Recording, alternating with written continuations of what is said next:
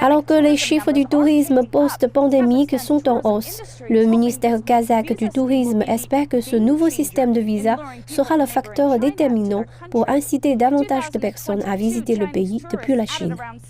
En 2022, les touristes chinois ont contribué à hauteur d'environ 16 millions de dollars au secteur du tourisme du Kazakhstan. Vu que les restrictions liées à la COVID-19 ont été entièrement levées, Astana est optimiste quant aux nouvelles entreprises de marketing et aux ajustements de ce secteur pour attirer de nouveaux clients.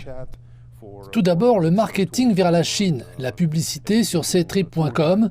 Nous avons notre propre WeChat pour le tourisme au Kazakhstan.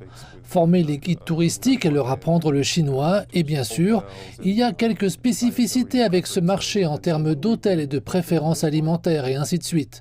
Nous avons travaillé sur ce point. Avant la pandémie, la Chine comptait l'une des plus importantes sources de touristes étrangers, contribuant pour près de 250 milliards de dollars à l'économie mondiale.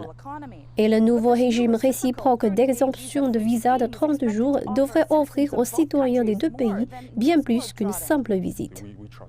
Nous avons confiance en ce marché car c'est le plus grand marché émetteur et le marché source le plus recherché de nos jours. Ce nouvel amendement à la réglementation sur les visas stimulera non seulement le tourisme, mais aussi le commerce et les échanges technologiques, éducatifs et ceux relatifs à la médecine.